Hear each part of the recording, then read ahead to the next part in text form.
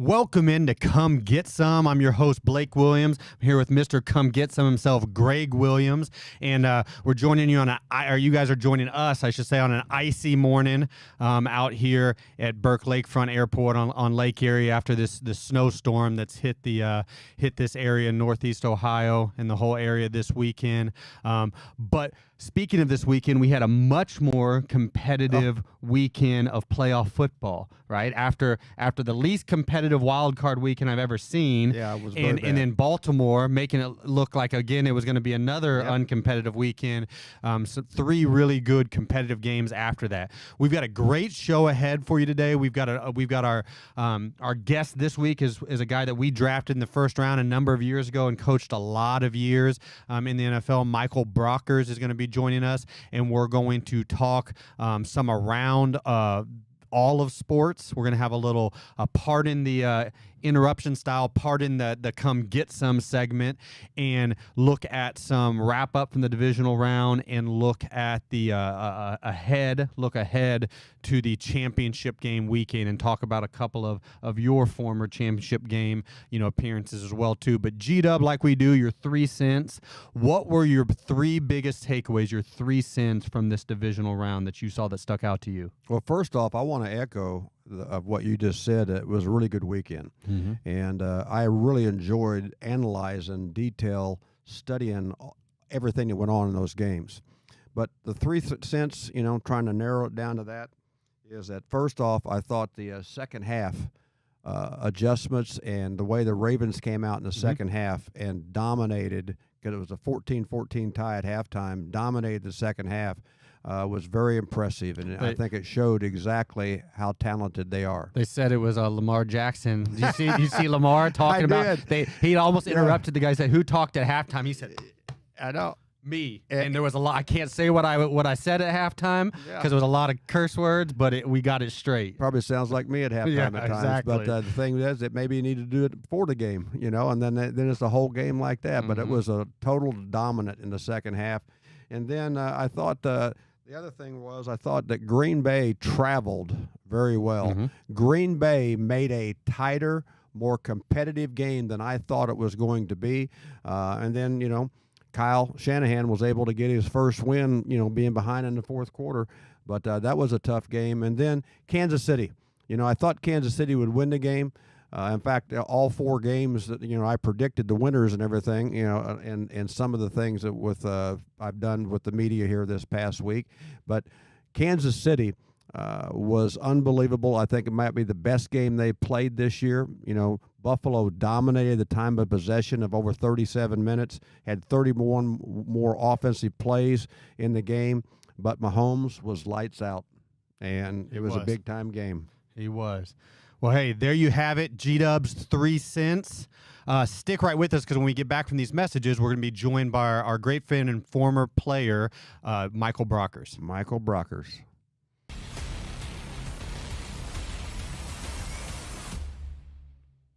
Welcome back in to Come Get Some. I'm your host, Blake Williams, here with Mr. Come Get Some himself, Gregg Williams. And we're joined by one of our great friends and former players, a guy who we drafted in the first round back in 2012. Yep. And has had a great long career, a stud defensive tackle in this league at the Rams and at the Detroit Lions, Michael Brockers. Hey, Brock. Yes, sir. Yes, sir. Appreciate y'all having me. It's great to see you, and so you'll know right now is you're not going to hear any bad words come out of my mouth. You're not going to hear, any of that things. Sometimes I may be ranting and raving in the meeting room. I don't do that now that I'm on the dark side over here doing this stuff. So tell me, if I explain any of your stories, can I say what you used to say? Or I don't want to give you a bad look. I know it's your show now. Yeah, I don't know it'll be bleeping if you say everything that I used to say. He's been on Hard Knocks twice, and the what's the one that you guys were also on, the Amazon one where it's like all year long, all season long. Yeah. So I think the fans and people out there have seen it enough. Yeah, they know what it is. Oh my gosh. But man, I appreciate you joining us. You've been keeping up watching the playoff games. Yes, I have. Yes, I have. I've been watching. I've been keeping up with the Lions. I got all Yep. my young bulls still on that team, so I've been definitely keeping up with those guys. And So I'm very, very proud of them. And I talked with Aaron Glenn and Mark Brunell and Dan Campbell, and then Brad Holmes was with us at the Rams too in the front office all those years. And I talk with those guys after every game, so I'm very proud of what they've done there. That's part of what I was going to talk about right there is obviously there's so many crossovers with that Detroit team with us where we've coached a lot of those coaches that are now quarterback coaches. There are Dan, the head coach, up there and with Brad Holmes, but you as well too, right? That's where you played, as well too, right there. So talk to us a little bit about what it's like playing for Dan and Aaron Glenn and kind of from behind the scenes, like how they've been able to turn that thing around so fast.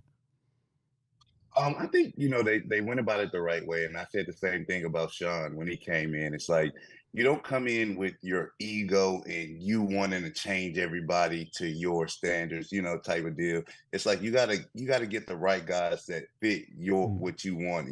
He talks about grit and having guys that are tough and things like that. And when me and Jerry Goff went to Detroit, they kind of had that like losing mentality. They were really scarred from Matt Patricia. I mean, truly scarred from Matt Patricia. So when we went in there and, we were even little things like discussing things with the training staff, discussing things with the equipment staff, they were like, are you sure like we can do that? I'm like, yo, guys, this is a different regime. Yep. You have a players coach that you can go to and you can ask him. Like, I think GW, I know you hate little things like this, but like wearing visors at practice and things like that look cool and have to adapt to what the young players like. So if you wanted the best out the young players and he wanted to wear a blue visor on practice, if you got the best out of him, let him wear the blue visor. No, I think that's great. A lot of coaches you would.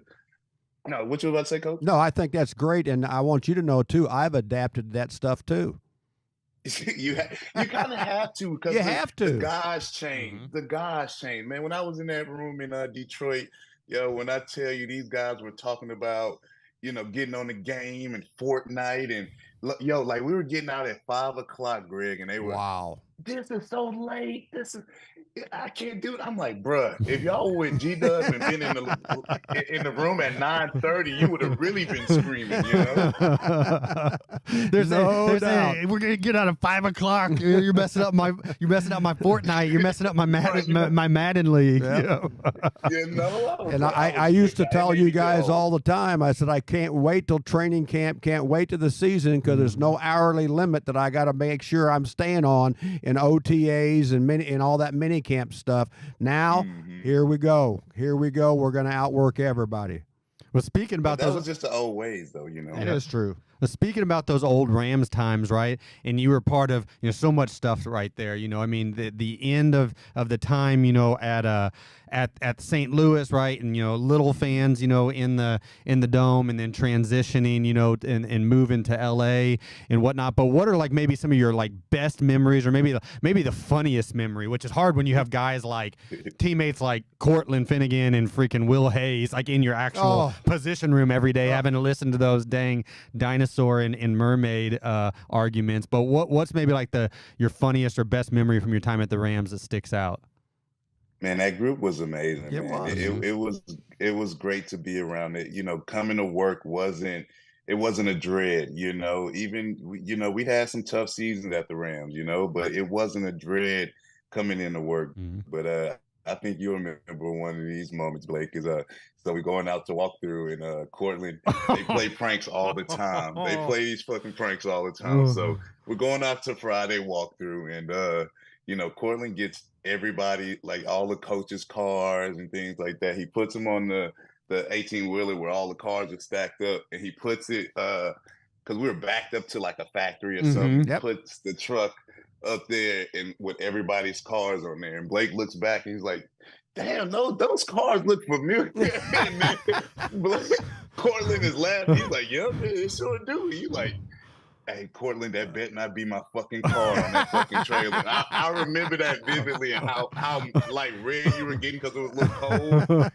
And I don't know how long it took y'all to get the cars off that trailer, but that shit was the funniest thing ever. That is true for the viewers out there. I mean, and that was an epic year it was such a fun year. That was your rookie year, and there was so many like back and forth pranks going on. And Cortland Finnegan is a huge prankster. Chris Long, obviously a huge prankster. Chris Long and Will Hayes had already in training camp that year because Mike Waffle, your position coach, they were tired of listening to Mike Waffle say every day, like, why don't you guys run and practice as hard every single play? You know, run to the ball and touch the ball every single play like James does. Be like James Laurinaitis. So they had already stolen James's car and they filled it with like 10,000 crickets and filled it to the brim with packing peanuts and put it in the indoor in the middle of like the cheerleaders practice, and all those crickets like died in his just got AC. that car. He had just got it.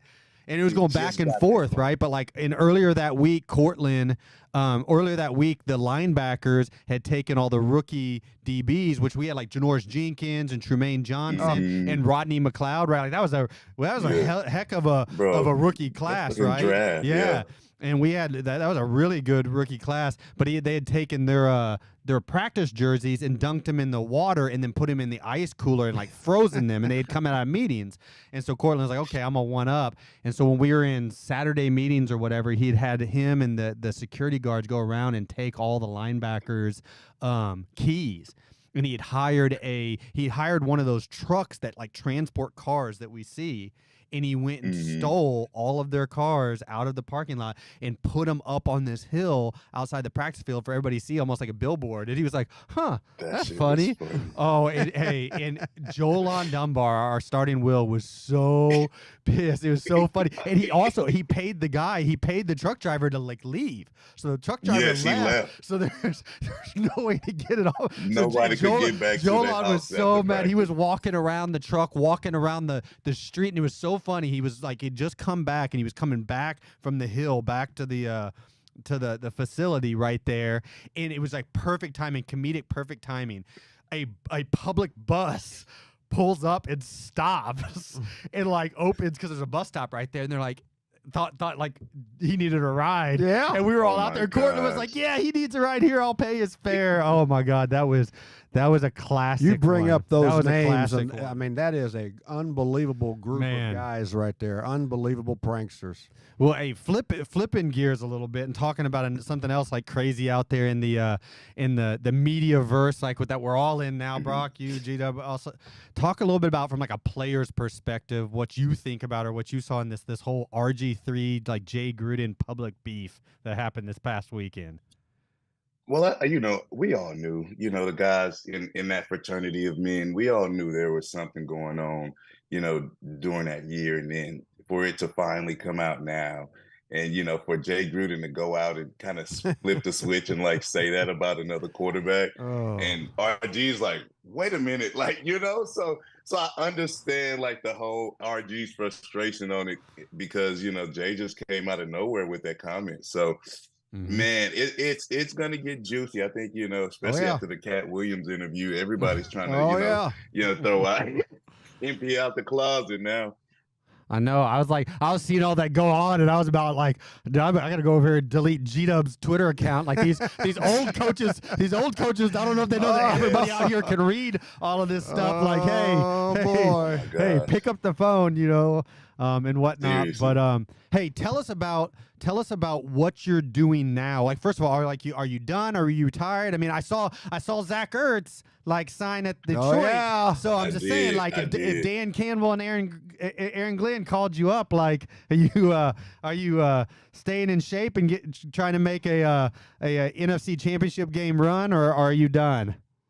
Man, as long as I don't got to play, I'll be on the team. As long as I don't got to play, man. Hey, mentally, get yourself another ring. Just over it, man. Just mentally, you watch the guys, and I'm tremendously happy for them. But it's just seeing myself put my body on the line like that when I just don't have to.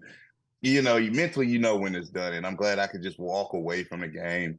I'm healthy. I can play with my kids, things like Mhm. that you think about after, you leave the league and you kind of see yourself without football. You kind of cherish those moments. So I'm enjoying where I'm at now. Like you spoke before, I got my podcast going. Yeah, Have a restaurant down here in Houston. tell the viewers what's the name of the podcast and where can they find you and whatnot. Oh, it's on YouTube. It's The Broadcast. It's BROCKCAST, The Broadcast. And we're pretty much just talking about we're talking with players, we're talking with entrepreneurs, just about what they have going on outside of the field, because we focus on so much, football, football, and the NFL is not for long. You said it plenty of times in the meeting room. It's not for long. So you gotta have that thought process on what you want to be, when you get out the league, and who you want to be when you get out the league, especially now with all these guys having, a lot of mental issues on, identity crisis and things like that. So we definitely want to help and, help people grow what they have on the outside league. So that's what it's mostly proposed of. And, it's starting early, organically going, but, I plan on kind of getting to this stage, getting a sponsor, and being on here with Gregg Williams. There you go. And I can't tell you, when just listening to you talk, looking at your face right now, the smile, how proud I am of what you accomplished, what you've done. Okay, and we'll be family forever. And if I come on your show, there won't be a censor. Oh, no censor here, man. You can say all the words you want to. Let's go. I love it, man. I love it. Well, hey, Brock, appreciate you joining us, my man. Very proud of you guys. Check out the broadcast on YouTube. And that's such a huge, important, conversations, that need to be had. So I'm so proud that you guys are doing that. But I appreciate you joining us. Please stick with us, because when we get back here, we're going to do our divisional round wrap up.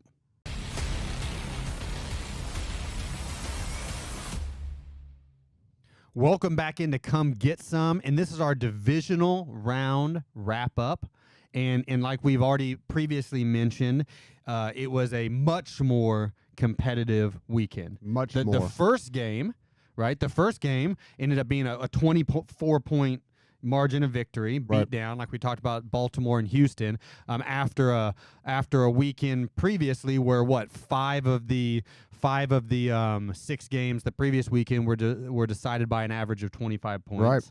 Right, but the other 3 games of San Fran, Green Bay, and Detroit, Tampa Bay, and then the Kansas City, Buffalo game were, in my opinion, well prepared, hard played, hard fought, just back and forth, one-score game type of battles of what you expect from NFL divisional playoff, the teams that are there are meant to be there, sort of approach. But let's take it back to Baltimore and Houston. That game ended up the way that I thought it was going to end up going into the game. But you already mentioned it previously in your 3 cents.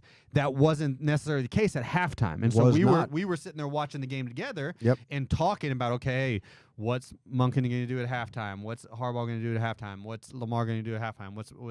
What's Mike McDonald going to do at halftime? What are the halftime adjustments going to be? And let's see more of a veteran team who's been there and a veteran staff who's been there, done that, and now more of a rookie team and a rookie staff, who hasn't quite been there, done that in the same way. Let's see who comes out and adjusts better in the second half. And so talk about what you saw specifically in the second half from Baltimore. And I think you did a really good job naming them. I thought that both Todd Monken and Mike McDonald did a really good job at halftime, seeing and tracking everything after the first 15 scripted plays, what they were seeing, from the second quarter on. And they came out in the second half and did an outstanding job on some of the coverage things that Mike was doing on defense that was giving CJ a little bit more hesitancy. He wasn't as quick in rhythm in his throws and stuff.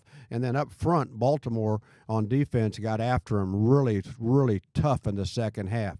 Then I also believe that Todd was really creative on getting very quick touches, throws out of his hand. He was a lot of 5 outs, only 5-man protections, a lot at times. But then they were able to run the ball effectively and then have the creative pass things that allowed Lamar to have decisions on pull it down and run. And that last touchdown on that quarterback draw, I thought that was big time. Yeah, the quarterback draw was well timed. I agree with you. And you saw it was the first time in NFL history, which whenever you see like legitimate first time in NFL history type stats, right? You can have the crazy one-offs, but the legitimate ones.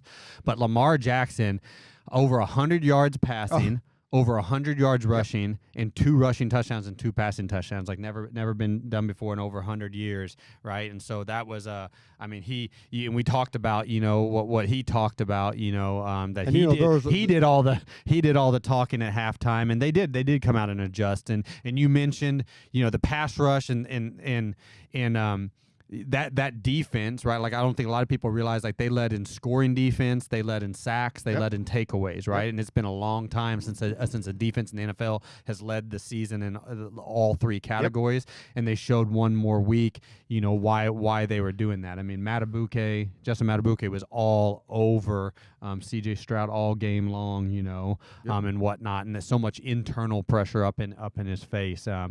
But shifting gears a little bit, what about San Francisco, Green Bay? I mean, one of the things, I think the hot button topics, one of the things that is just you have to look at, right, is clearly we've seen it. We saw it in the Cleveland game here when San Francisco came here to play earlier in the year, and then we saw it in that game. I don't know if it's just hand size or what exactly it is, but Brock Purdy being a completely different player in the elements. And inability to play with a wet ball. Like, I don't know if you saw this or not, but Brock Purdy, who's right-handed, was literally in his drop back at one point, taking the ball in his drop, taking his right hand off the ball and holding it in his left hand and wiping his towel, wiping his hand in his drop back pass, and then putting his right hand back on the ball, to throw it, which I don't think I've ever seen before. But and I think talk about that as an ex-quarterback. Why would that be? Have you seen a guy have that much issue between being so efficient and top-notch versus then in the weather not being able to do it? Yes, I have. And it goes back in the old days before they treated the balls and all that kind of stuff. And at least they were able to hold on to the balls back in the old days. But then now they have all those rules and regulations. Those balls are slick as all get out, and your grip on just being sweaty is hard to throw the balls at time. And I will tell you this, he did a really good job on coming back and doing those things. But Jordan Love had a really good game, and I thought Matt LaFleur did a great job scheduling and scripting things up because he knew Kyle Shanahan coming from that tree, and also with that defensive structure, he understood what was going on, and that was a close game. It was a close game, and it came down to a field goal, right, at the end, and just like the Buffalo game as well, too, coming down to a field goal. You know how hard it is to kick in that stadium, in Buffalo, right? And the wind is so ever shifting. I tell people all the time, like, Chicago is known as the windy city, right? But in our time living there and coaching there in Buffalo, I was like, that's the windiest place, city I've ever, been in and constantly, But what about the Detroit and Tampa Bay game? Very proud. I thought Detroit did a really good job of establishing the line of scrimmage. I thought Ben Johnson did a really good job on how he attacked and neutralized to somewhat of what Todd Bowles' defense has been doing. And I will tell you this, is that defensively, Aaron Glenn got after the pressures, and he had a lot of just unblocked pressures on how he set things up and gave Baker some fits. Baker played well, but had those 2 interceptions, and really only one that was his fault. No doubt, and the one at the end of the game. But that's our divisional wrap-up. Stick right with us, because when we get back, we're going to play Pardon the Come Get Some rapid fire around sports talk.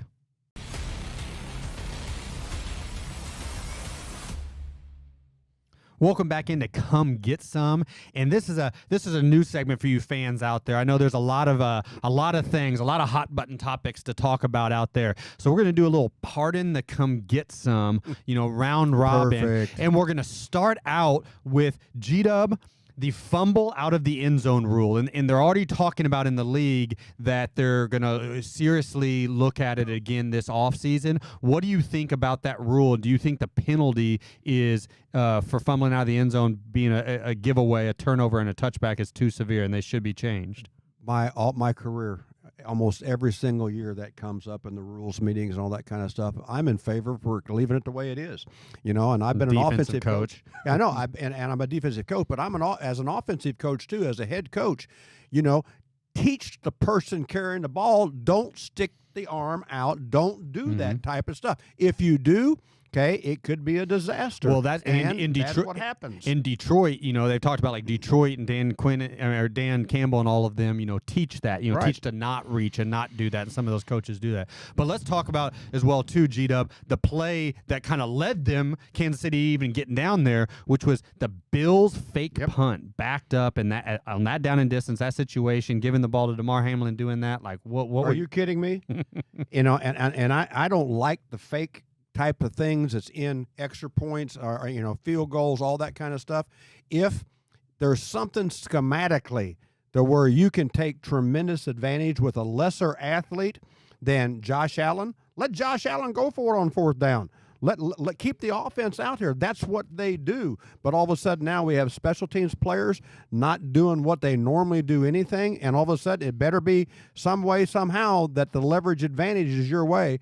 I thought it was a dumb play. No doubt. I mean, that they potentially wouldn't even had a shot, right, if they didn't get that lucky fumble right there. But let's talk about kickers and end of game misses, right? So you've got Tyler Bass had to the kicker for the Bills who missed the kick, apparently unfortunately had to like deactivate his Instagram and all his social media today because he's just getting like murdered out there, right? And we saw Carlson, who's Daniel Carlson's younger brother, right? But the rookie kicker who had a rough year for the Green Bay Packers, we saw like in commercial break after he missed his field goal. I posted it out there and it kind of went viral. I was actually just trying to see and confirm, was that Daniel Carlson's little brother? And so I went to Wikipedia and I saw immediately right there at the start of that commercial break, somebody had already changed it to that he had been deported to Sweden for bombing that game, and whatnot. So rough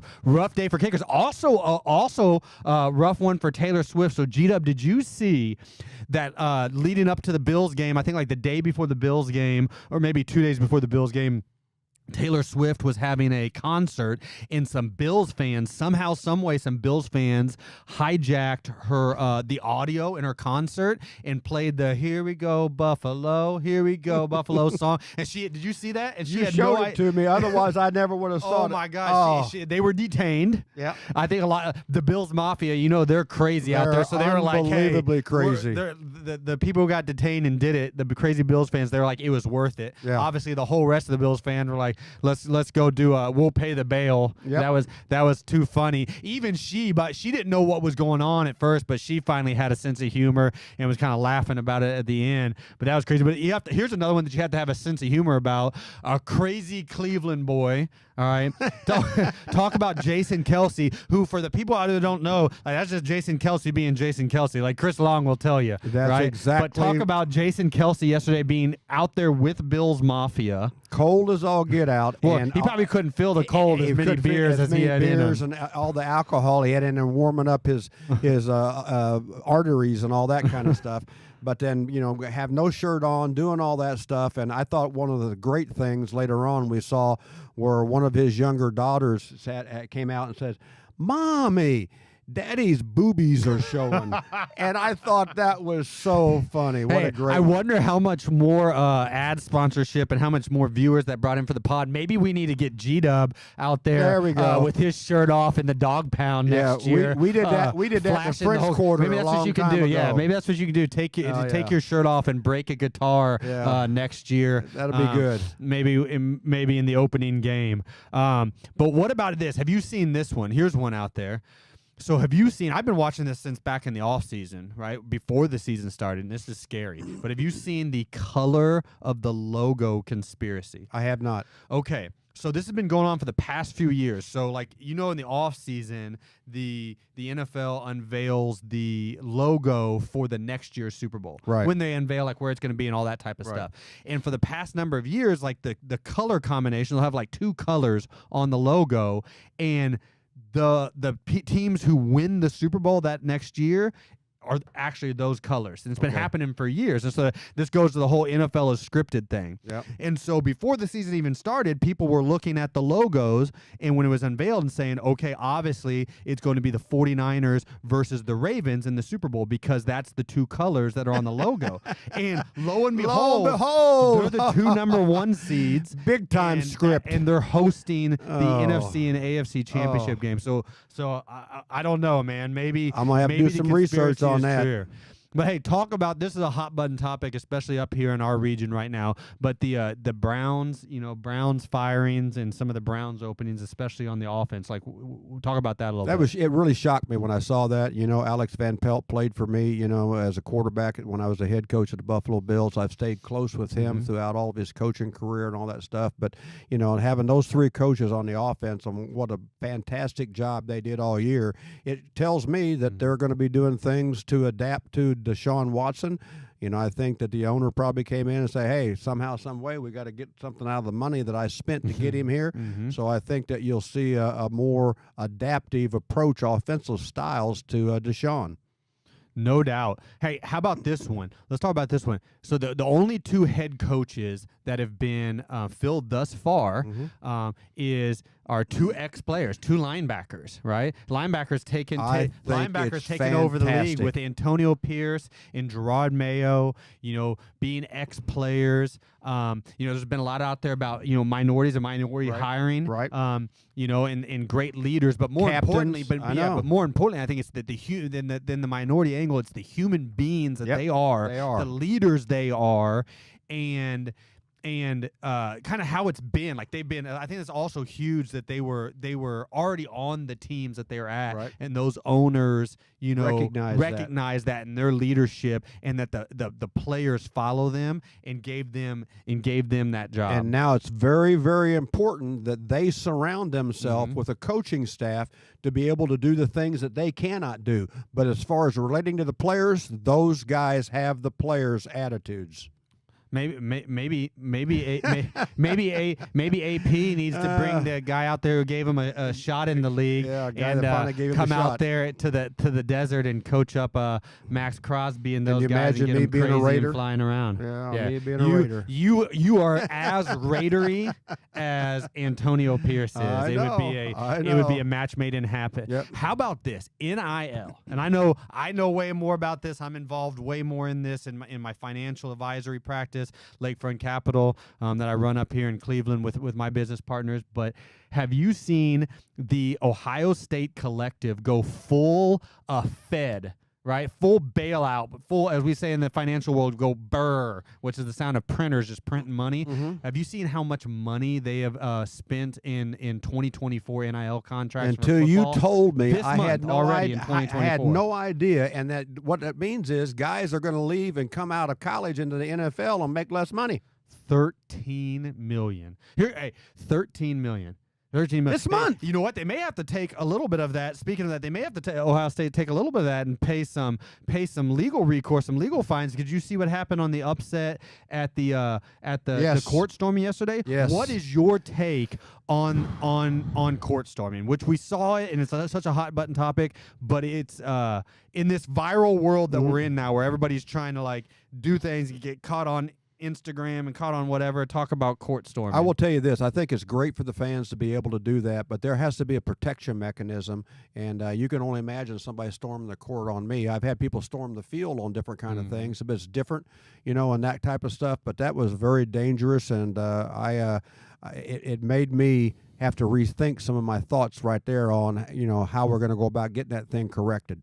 I totally agree with you. There's been too many things that have happened for too many years with players, even players being wrong or whatever and fighting or hitting a fan or doing those sort of things. But it's like if they're not down there, like it doesn't happen. I mean, there does need to be, I don't know how you do it, but there does probably need to be some sort of control from it. But hey, that was our round robin. Pardon the come get some. Stick right with us because when we get back, we're going to do a championship game preview.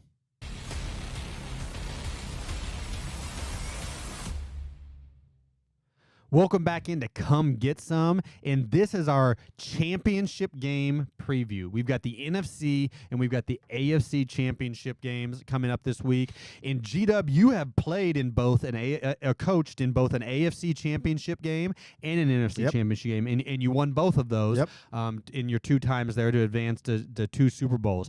And so talk a little bit about what it takes before we talk a little bit about those specific games, but what playing in championship game weekend is like and what it takes, you know, to win these games. Well, the big thing in playoffs in general is that the effort, intensity, and speed, the speed of the game, the speed of the decisions, all that kind of stuff is at the highest level, okay, the very highest level, because nobody wants to have an excuse, you know, on a lack of effort or lack of trying or, you know, being focused, that type of stuff.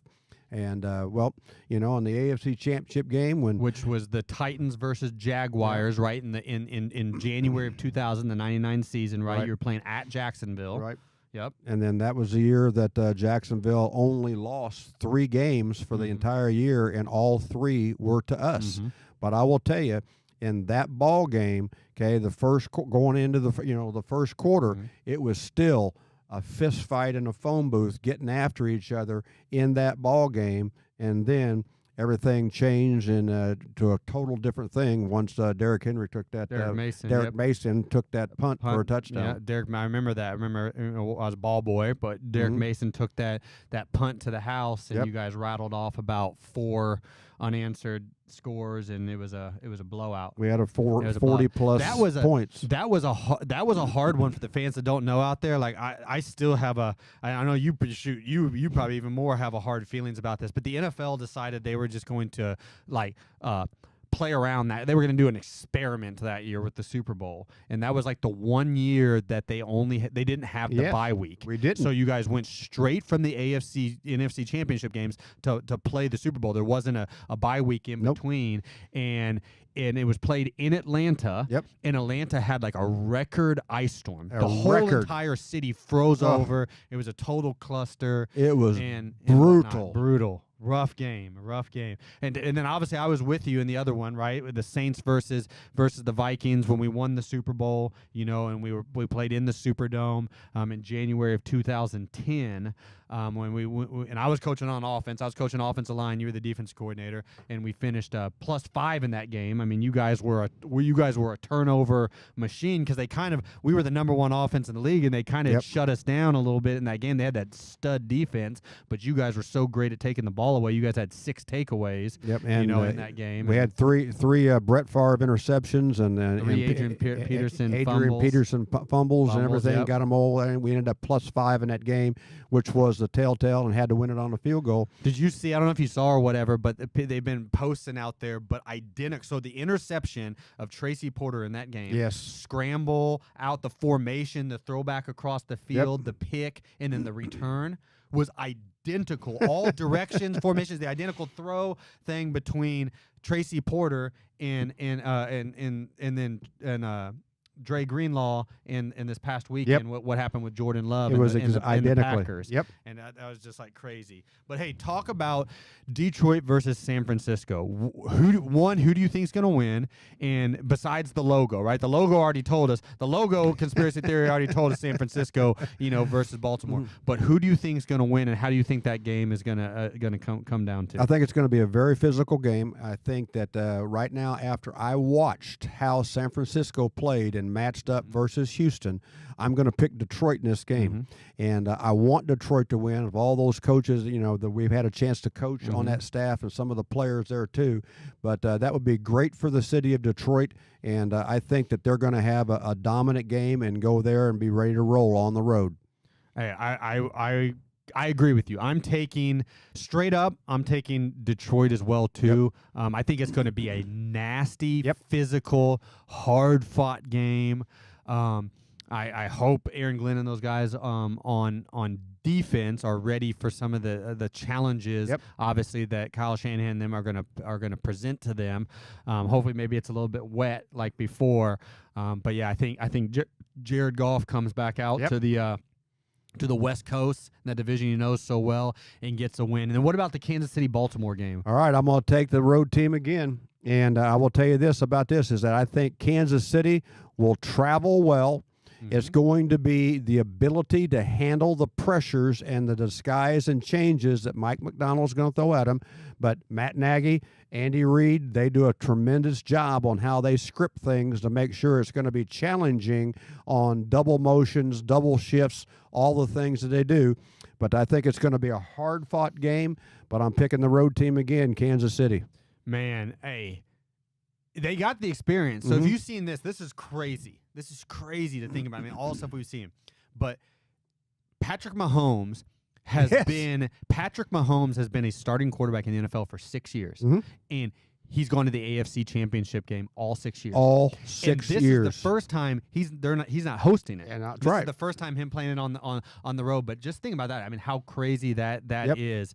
They definitely have the experience factor. But I'm gonna take Baltimore. All right, I'm going to take Baltimore. So you heard it here first. I'm predicting Detroit versus Baltimore Super Bowl. You're predicting a underdog Super Bowl of Detroit versus Kansas City out in the desert in Vegas.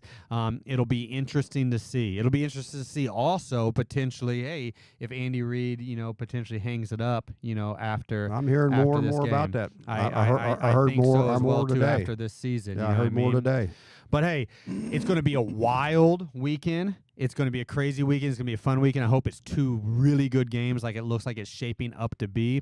But stick right with us, because when we get back here, like we do, we're going to talk our Pay That Man segment.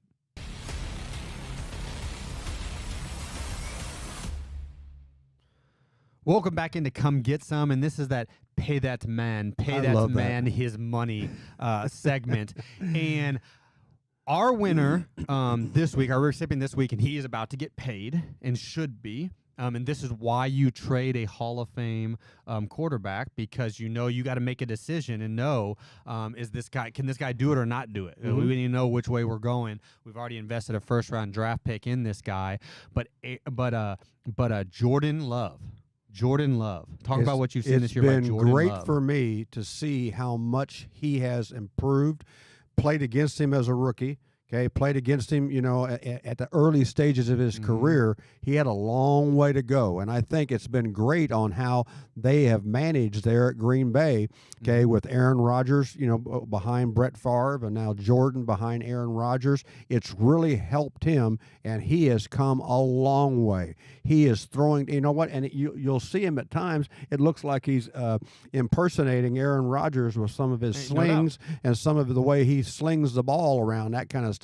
But he's had a heck of a year. It's been amazing to watch him grow all year long. I mean, clearly immensely talented. Rough way to end in the playoffs, but he'll learn from that. But yeah, I mean, they needed to make a decision on whether they're going to pay him or not.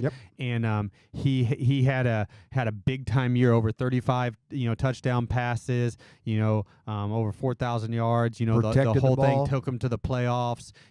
Protected the ball, except there at the end of this past game. But yeah, he's getting ready to make a bunch of money right here, and he should be. And the thing about this, the Green Bay Packers are like they're like the Pittsburgh Steelers are of hiring head coaches. Yep. Right? Like they are on drafting quarterbacks. Where they've gone from Brett Favre to Aaron Rodgers to Jordan Love. I mean, how lucky they are.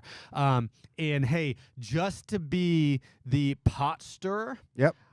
I'm going to end it one more time on the guy that has also earned it. We're going to go back and give another honorary mention to Baker Mayfield. Baker Mayfield has earned it.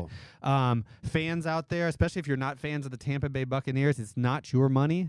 So if all you're out there is trying to garner clicks, I get it, but otherwise, like, it's not your money. You're not paying the checks anyways. So why does it matter to you? But Pay that man. Earned it. Pay that man. But G-Dub, send us out like you do. All right, here we go. Ready, break. Come get some.